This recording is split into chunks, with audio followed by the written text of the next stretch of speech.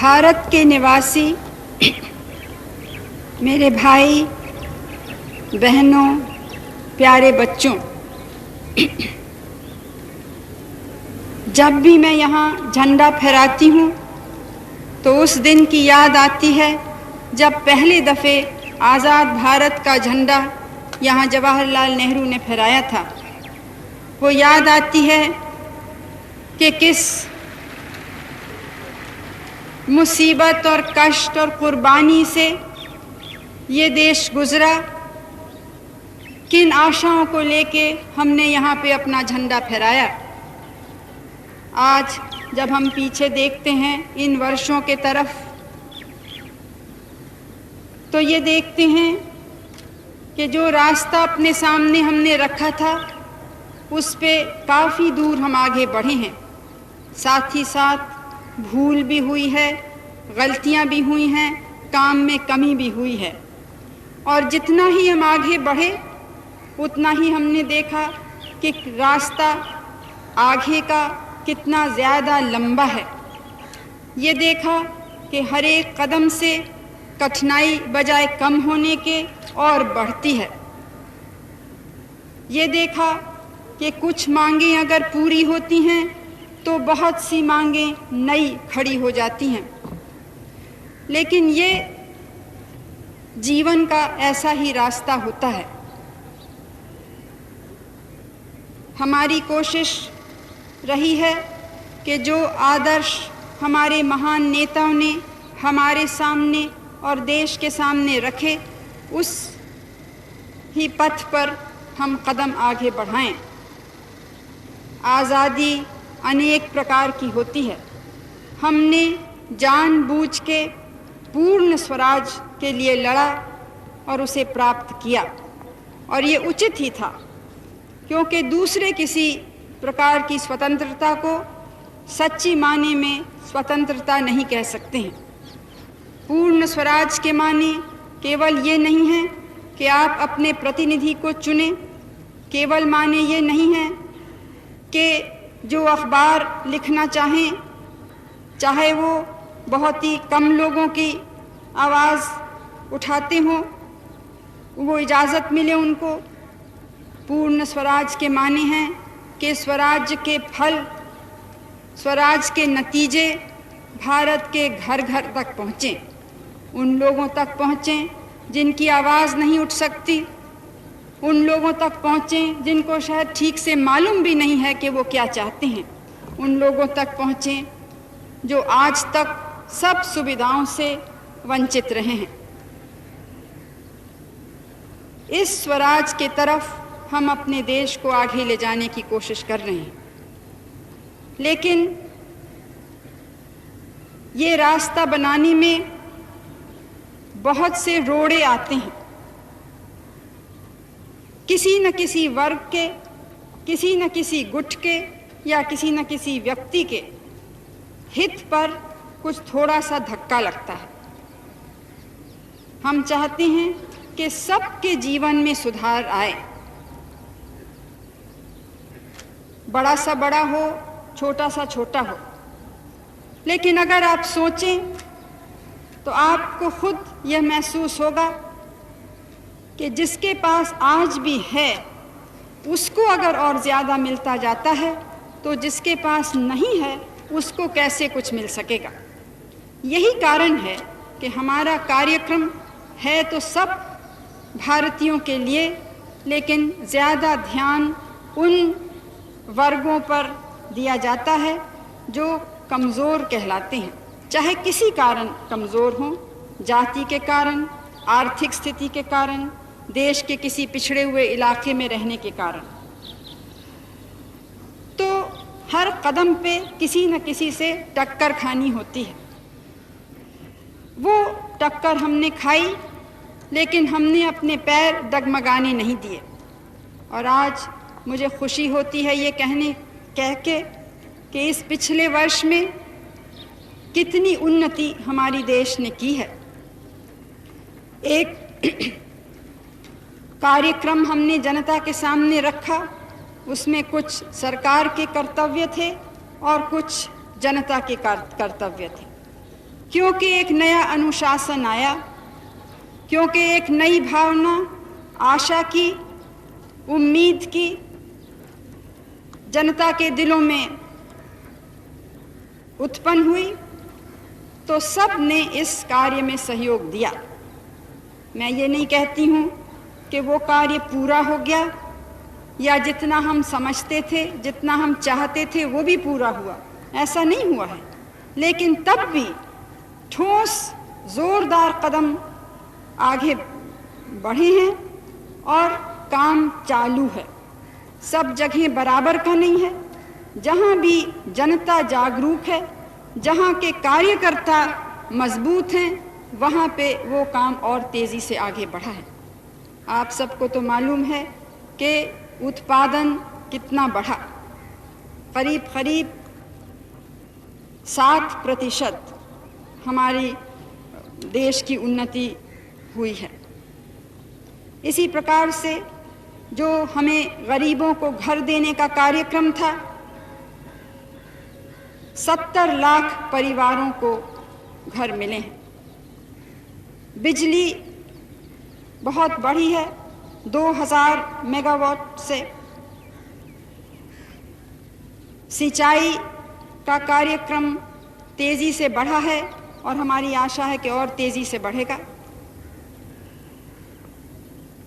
ज़मीन सुधार का कार्यक्रम भी जितना हम चाहते थे उतना अभी भी नहीं हुआ। ये कोई नया कार्यक्रम नहीं है, बहुत पुराना है। लेकिन जब भी ये इसको हाथ में लेते हैं तो जहाँ पे ज़मीन का बंटवारा होता है वहाँ पे नए प्रश्न उठ खड़े होते हैं। और क्योंकि दूर दूर जगह हैं, सब जगह आँख भी नहीं पहुँच सकती और ठीक से उसकी खबर लोग समय पे नहीं देते हैं, तो बहुत सी गलतियां भी होती हैं। ये सब मुझे मालूम है और इसीलिए हर साल यहाँ और जहाँ भी मैं बोलती हूँ, मैं इसी बात पे जोर देती हूँ कि जब तक जनता, चाहे वो मज़दूर हो, चाहे वो गरीब हो या कोई और नागरिक हो, जब तक वो स्वयं इसको हाथ में नहीं लेंगे कि जहाँ भी अन्याय है उसके तरफ ध्यान दिलाएं और केवल शिकायत के रूप से नहीं, लेकिन सुझाव दिलाएं कि ये यहाँ पे गलती हुई है, इस प्रकार से हम और आप मिल के इस गलती को सुधार सकते हैं। ये भावना थोड़ी बहुत बढ़ी है। हम कह सकते हैं कि पिछले साल में जो जनता का सहयोग मिला, जो जनता में जागृति आई, वो पहले से कहीं ज़्यादा था। लेकिन मैं ये नहीं कहना चाहती हूँ कि पहले कभी काम नहीं हुआ। अगर पहले बहुत मजबूत बुनियाद इस देश की उद्योग और कृषि के कार्य की नहीं डाली गई होती तो ये उन्नति हम इस पिछले वर्ष में नहीं कर सकते। साथ ही ये भी सच है कि वो बुनियाद होते हुए भी अगर अनुशासन नहीं आता, अगर जनता के दिल में ये सहायता की भावना नहीं आती, तो कितनी भी मजबूत बुनियाद लगी उस पे हम एक सुंदर भारत नहीं बना सकते। आपको याद होगा कि उसके पहले कितनी अनुशासनहीनता हो रही थी, चाहे स्कूल और कॉलेज में, चाहे कारखानों में, चाहे हमारे शहरों की सड़कों पे। और उससे काम तो रुका। एक आर्थिक कठिनाई के ज़माने में आवश्यक वस्तुओं की जब पहले से कमी थी तो वो कमी और बढ़ी, क्योंकि उत्पादन रुक गया, क्योंकि सब तरफ हड़ताल के नारे उठे, क्रांति के नारे उठे। अब आपको मालूम है कि हम भी क्रांति में विश्वास करते हैं। गांधी जी ने, मैं मानती हूँ कि वो सबसे बड़े क्रांतिकारी इस देश के थे, लेकिन उनकी क्रांति का रास्ता था अहिंसा का रास्ता, मैत्री का रास्ता, शांति का रास्ता। और अगर उनके रास्ते से हम भटक जाते और उस समय भी जो थोड़े से लोग, चाहे कितने ही बहादुर हों, कितने ही योग्य हों, अगर उनके रास्ते पे हम बहक जाते तो शायद आज भी ये भारत स्वतंत्र नहीं होता। लेकिन क्योंकि हम गांधी जी के रास्ते पे पैर टिका के आगे बढ़े तो हमने इस देश को स्वतंत्र बनाया, हमने लोकतंत्र की नींव डाली, हमने उद्योगीकरण तेज़ी से चलाया और हर प्रकार से देश की मजबूती और शक्ति को बढ़ाया है। चाहे लोग कितने ही आरोप लगाएं, कितने ही भारत की निंदा करें, कोई नहीं है दुनिया में जो कह सकता है कि आज भारत जितना मजबूत है हर प्रकार से, वैसे कभी भी वो नहीं रहा है। और कोई ये नहीं कह सकता कि बिना इस ताकत के भारत आगे बढ़ सकता है। कोई नहीं कह सकता कि बिना ताकतवर हुए हम या अपना उद्योग बढ़ा सकेंगे या जनता को कुछ सुख और आराम दे सकेंगे। हम समझे थे कि एक दफ़े आज़ादी की लड़ाई लड़ी तो हमेशा के लिए हम आज़ाद हो गए, लेकिन हम क्या देखते हैं कि चाहे कभी कभी तो फौजी हमले भी होते हैं, लेकिन उससे भी ख़तरनाक है जो गुप्त तौर से हमले होते हैं, जो दिखलाई नहीं देते हैं। अब ये आवाज़ें पहले भी हम देख रहे थे, सुन रहे थे, लेकिन इस पिछले वर्ष में बहुत सी आवाज़ें खुले तौर से निकली हैं। जिन लोगों ने भारत का साथ नहीं दिया जब यहाँ कोई रुकावट नहीं थी, किसी को गिरफ्तार नहीं किया था, किसी अखबार पर पाबंदी नहीं थी, तब भी जिन सरकारों ने, जिन लोगों ने भारत की सहायता नहीं की, लेकिन उन देशों की सहायता की जहाँ पे या फौजी सरकार थी या दूसरे प्रकार की कोई ऐसी सरकार थी जहाँ जनता की आवाज़ बिल्कुल नहीं उठ सकती थी, उस ज़माने में ऐसे देशों की, ऐसी हुकूमतों की मदद हुई है। किसी ने आवाज़ नहीं उठाई कि कहाँ पे हत्या हुई है, तो एक आदमी की नहीं, दो आदमी की नहीं, कहीं सैकड़ों में, कहीं हज़ारों में, कहीं लाखों में। वो लोग आज हैं जो भारत के तरफ आंख दिखाते हैं, लेकिन आपको याद होगा कि ये पहला दफ़ा नहीं है। जब गांधी जी जीवित थे तो उनके बारे में भी अनेक प्रकार की बातें कही जाती थी, उनके बाद जवाहरलाल नेहरू के बारे में कही जाती थी, और उसके बाद जब मेरे ऊपर हमला शुरू नहीं भी हुआ था तो भारत के बारे में कही जाती थी। भारत अणुशक्ति का विस्फोट क्यों करे, बड़ा भारी खतरा सारी दुनिया को हो रहा है। दूसरे देश चाहे बम पर बम बना के जमा करें, चाहे अरबों रुपए खर्च करें, जब उन पर कोई खतरा नहीं है, उनकी कोई निंदा नहीं है, उल्टे और कोशिश हो रही है कि उनको हथियार बेचे जाएं। लेकिन हम अगर अपनी आर्थिक स्थिति को सुधारने के लिए कुछ काम करते हैं तो वो गलत काम होता है। जब हमने इस्पात का काम शुरू किया तो ये कहा गया कि गरीब देश में, जहाँ गांव में इतनी कठिनाई है, वहाँ उस देश को इस्पात और लोहे की क्या आवश्यकता है। अब आप जानते हैं कि किसी भी आधुनिक देश की बुनियाद है इस्पात। किसान की ज़रूरतें पूरी होती हैं, कारखानों की ज़रूरतें पूरी होती हैं, और हज़ार तरीक़े से साधारण जनता की मांगें उससे पूरी होती हैं। आज ये सब काम, ये बुनियाद, ये नींव अगर जवाहरलाल नेहरू ने नहीं डाला होता तो हम सब तरफ भीख मांगते होते। लेकिन आज बहुत सी चीज़ों को आज भी ज़रूरत है, तब भी हम भीख किसी से नहीं मांगते।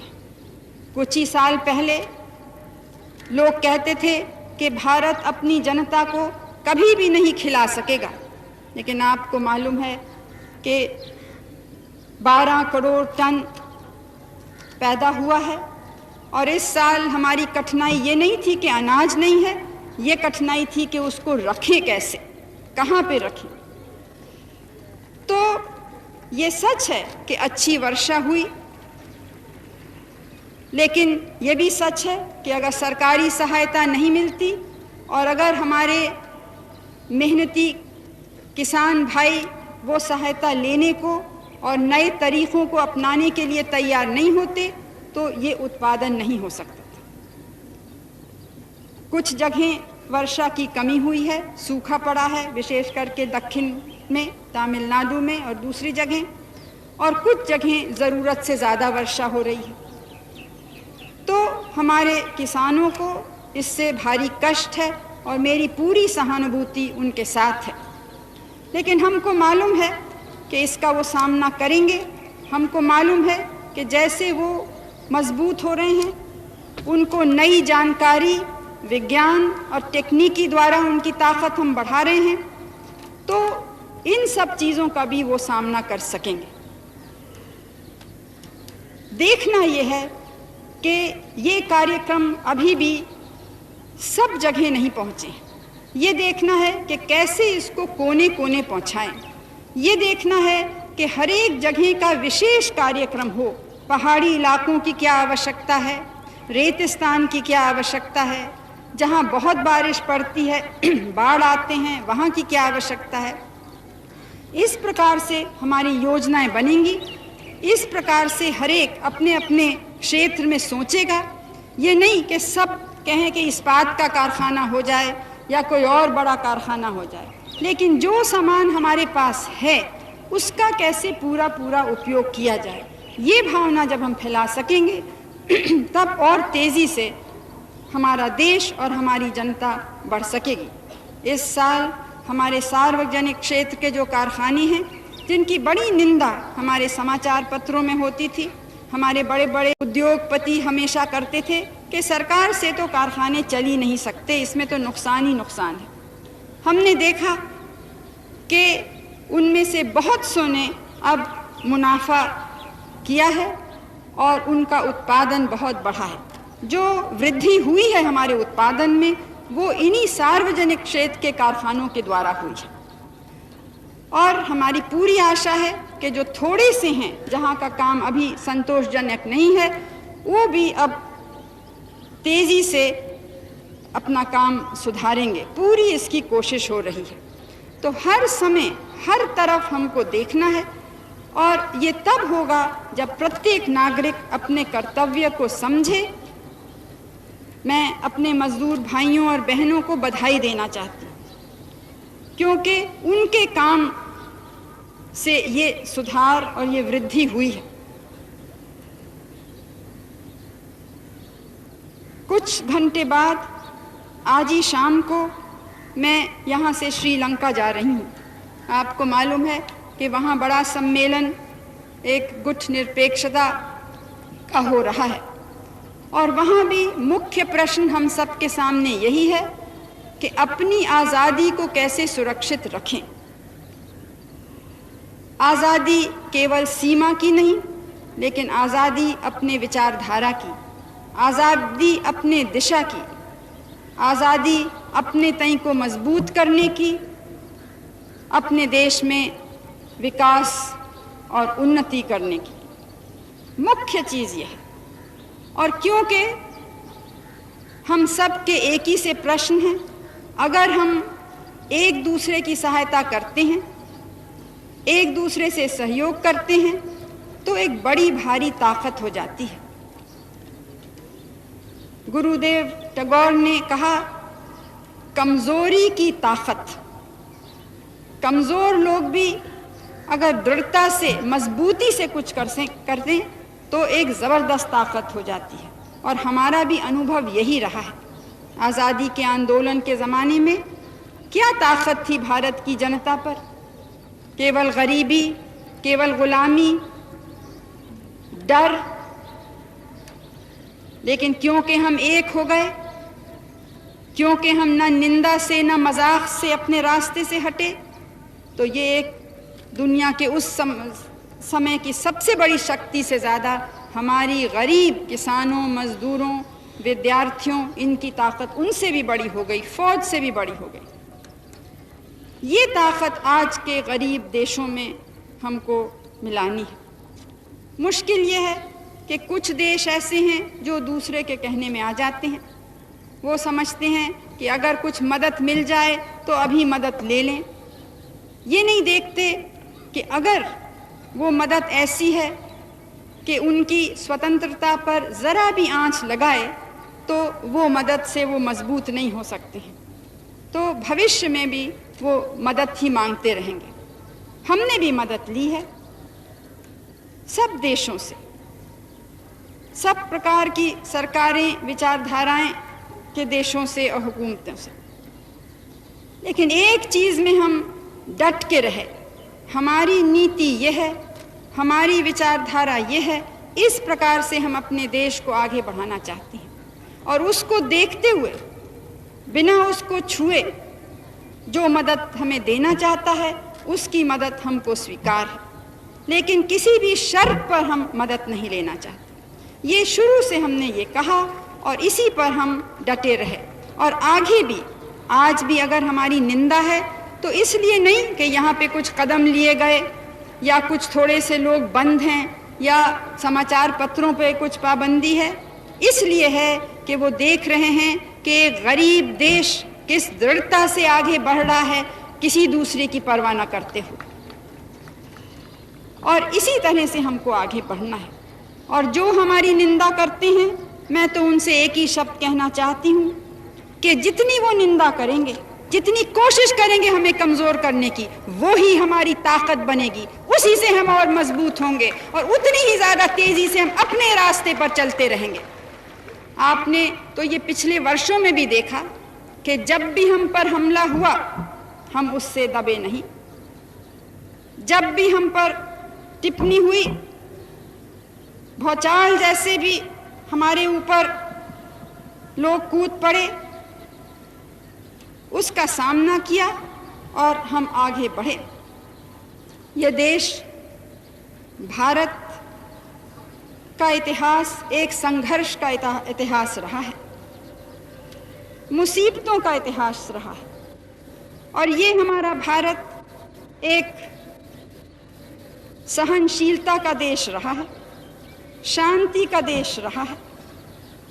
लेकिन साथ साथ ये याद रखें कि वीरता का देश रहा है, दृढ़ता का देश रहा है, आदर्शों का देश रहा है। और आज प्रत्येक नागरिक को ये हमारा इतिहास याद रखना है, ये सोचना है कि नए भारत के वो प्रतिनिधि हैं, नए भारत के वो प्रतीक हैं, नए भारत के वो चिन्ह हैं।